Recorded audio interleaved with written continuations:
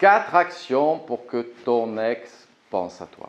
Alors, bien souvent, messieurs, dames, dans vos reconquêtes amoureuses, vous avez l'illusion de l'action. Il vous faut être présent, il vous faut être écrire.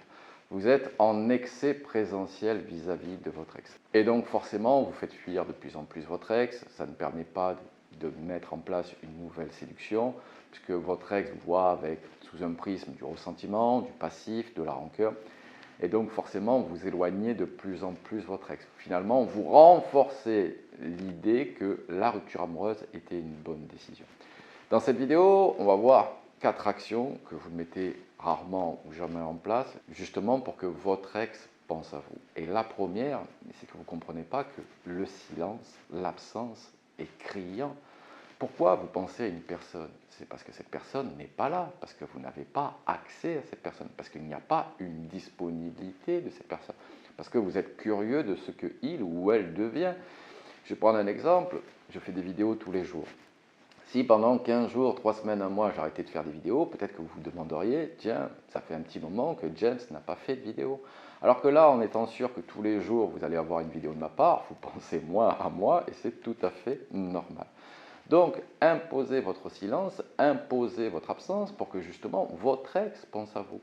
Et il pense de façon positive, il pense par de la curiosité et non, oh, encore un message de mon ex, oh, encore mon ex qui veut me parler, tiens, encore mon ex qui fait de ses facéties.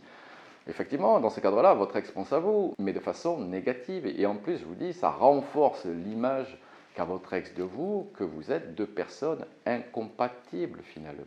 Vous savez, on constate l'importance d'une présence quand la personne s'est retirée de l'équation. Je vous le dis souvent, mais si vous pensez que vous pouvez apporter beaucoup de positif à votre ex, pourquoi aller courir après? J'ai envie de vous dire, tant pis pour lui ou pour elle, votre ex n'est pas bête. Si vous redevenez une opportunité, votre ex reviendra mécaniquement. Plus finalement vous courez derrière cette personne, plus vous montrez que votre valeur est faible et plus vous mettez cette personne sur un piédestal et donc va vous regarder du haut de ce piédestal. C'est ça que vous ne comprenez pas. Finalement, l'absence et le silence rééquilibrent entre guillemets le rapport de force, puisque finalement le quittant se pense toujours inconsciemment supérieur à l'autre, parce que sinon il serait resté dans la relation. Trop de bonheur, tu es trop bien pour moi, mais je te quitte, cela n'existe pas. Cela n'existe que dans vos têtes et cela n'existe que pour vous faire passer une pilule. Mais dans la vraie vie, lorsqu'on est heureux avec une personne, on a tout sauf envie de la quitter. Donc, retirez votre présence en imposant votre absence. Je fais une petite parenthèse parce que bien souvent, on me parlait des réseaux sociaux. Alors, les réseaux sociaux, vous pouvez poster avec parcimonie. Mais il ne faut pas qu'il y ait un excès de communication où votre ex se dit, ben, tiens, il ou elle essaye de faire passer des messages subliminaux.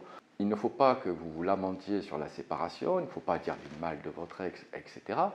Parce que finalement, si vous êtes absent, on va dire, dans la communication avec votre ex et que vous êtes omniprésent de façon indirecte par les réseaux sociaux, par votre communication sur votre Facebook, sur votre Instagram, sur tous les réseaux sociaux que vous pouvez avoir, ben, votre ex, ben, finalement, il n'y aura pas de mystère. Votre ex sera ce que vous devenez. Donc, publiez avec parcimonie, oui, mais soyez pas dans l'excès de communication. Certains me disent, oui, je mets une story tous les jours pour voir si mon ex regarde ma story. Mais c'est complètement ridicule. Là, ça montre que vous cherchez la validation. Que votre ex regarde vos stories ou non, honnêtement, c'est pas ça qui permettra une reconquête amoureuse. Ça peut vous rassurer sur l'instant, mais au final, vous êtes un peu ridicule en faisant ça. Et je peux vous dire que dans la grille d'analyse de votre ex, ça sera comme ça. Il ou elle est un peu ridicule de vouloir attirer mon attention. Ce que vous devez comprendre, c'est que vous devez arrêter de vous battre pour attirer l'attention de votre ex. Bien souvent, vous faites un peu les petits clowns, les petits guignols, vous ne savez pas trop quoi écrire, d'ailleurs c'est souvent bien souvent un peu ridicule, juste pour attirer l'attention de votre ex.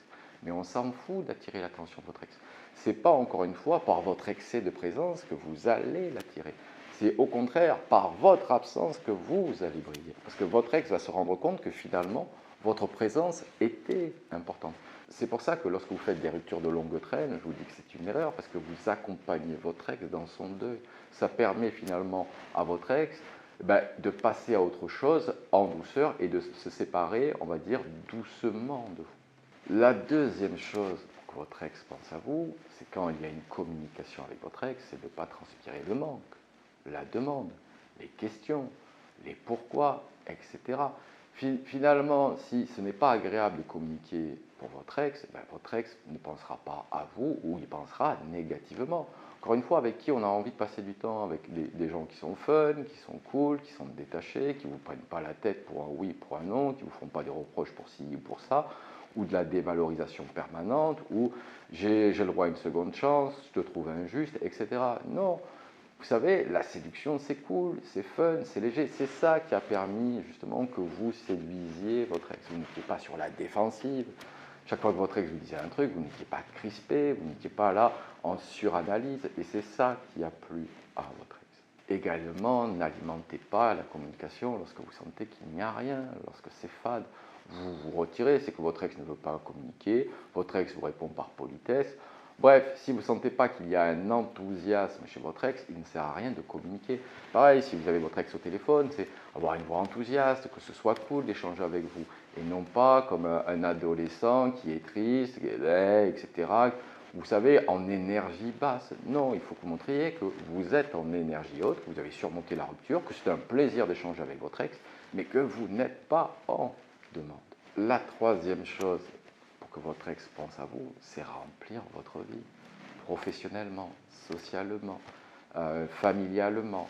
Tout ce que vous pouvez faire justement pour remplir votre agenda, pour rehausser votre valeur, parce que ça va vous rendre heureux.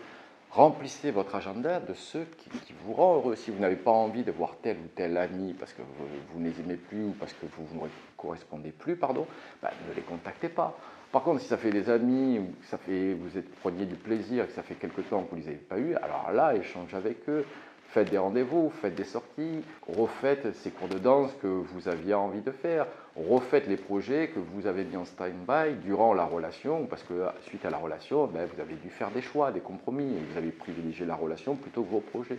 Reprenez votre vie en main. C'est ça qui a fait que votre ex vous a trouvé pétillant, attirant. Votre monde lui semblait agréable. En plus, en faisant ça, vous allez entre guillemets, enlever votre focus sur la reconquête amoureuse. Parce que plus on remplit sa vie, moins on a de temps de penser à son ex. C'est mécanique.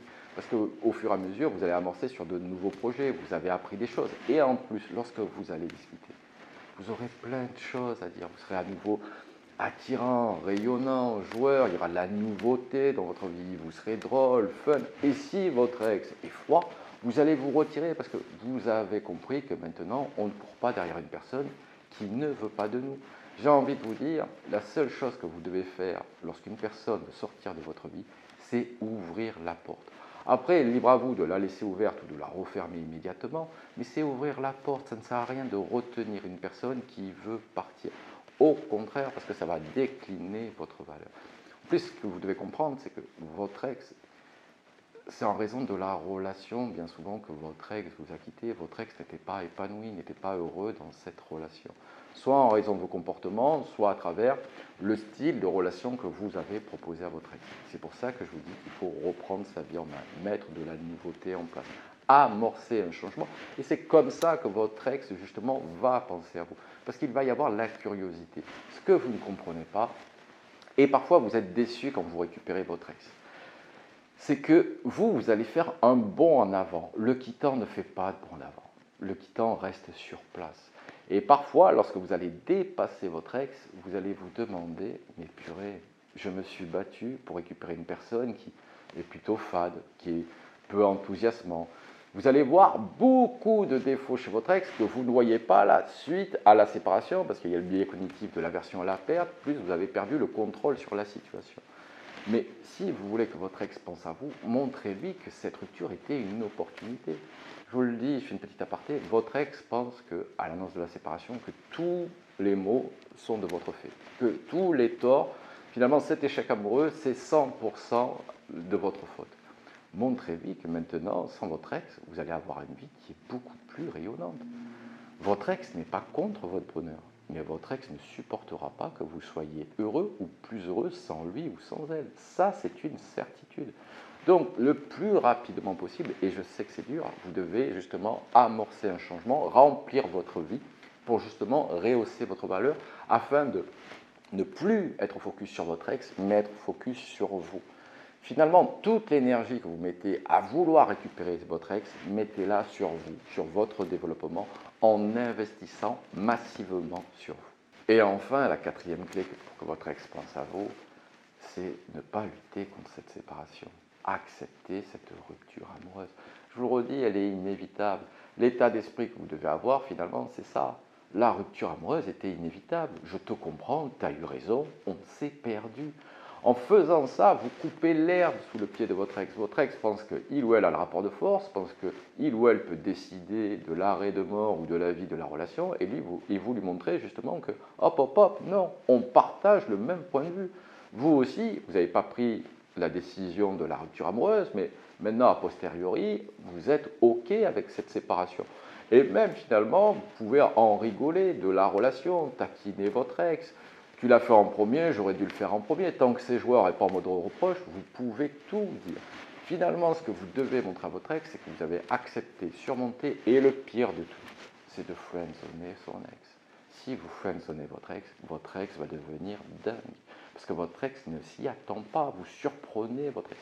Si en plus, vous avez fait tous les éléments, vous avez rehaussé votre valeur, vous avez retrouvé votre pétillance, votre bonheur, vous avez rempli votre vie, votre monde redevient attirant, vous avez compris les leçons du passé de cet échec amoureux, et que vous friendzonez votre ex, je peux vous dire que votre ex aura les glandes.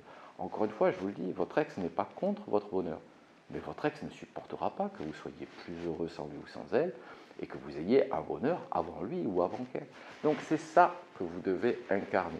Je ne dis pas de rendre jaloux votre ex, ça c'est puéril, ça ne marche pas. Mais au contraire, montrer que vous ne souhaitez plus tellement de relations. Finalement, votre vie est aussi bien comme ça. Et ça montrera que justement les torts sont un petit peu partagés. Et que votre ex va commencer à penser à vous, parce que votre ex va se dire forcément, il ou elle a rencontré quelqu'un. Et si ce n'est pas le cas, votre ex va commencer à se poser les bonnes questions. Est-ce que je suis plus heureux depuis que j'ai quitté la relation? Est-ce que la nouvelle personnalité ou ce que je vois de mon ex me dit qu'on pourrait être heureux à nouveau? Est-ce qu'avec mon ex, on a retrouvé la complicité, on est joueur, c'est fun, etc. Et en friendzonant votre ex, vous allez pouvoir réamorcer de la complicité. Parce que vous ne serez pas tendu, vous ne serez pas sur la défensive, vous aurez à nouveau votre répartie, votre autonomie émotionnelle. C'est pour ça que je vous dis que vous récupérez votre ex lorsque vous tournez la page de la relation. Ça ne veut pas dire que vous ne souhaitez plus récupérer votre ex, c'est-à-dire que vous ne luttez plus contre cette séparation. Allez, messieurs, dames, je compte sur vous pour mettre en place ces 4 actions. Si vous avez besoin, n'hésitez pas à prendre une séance coaching, le lien est dans la description. Et je vous dis à très bientôt avec Janice.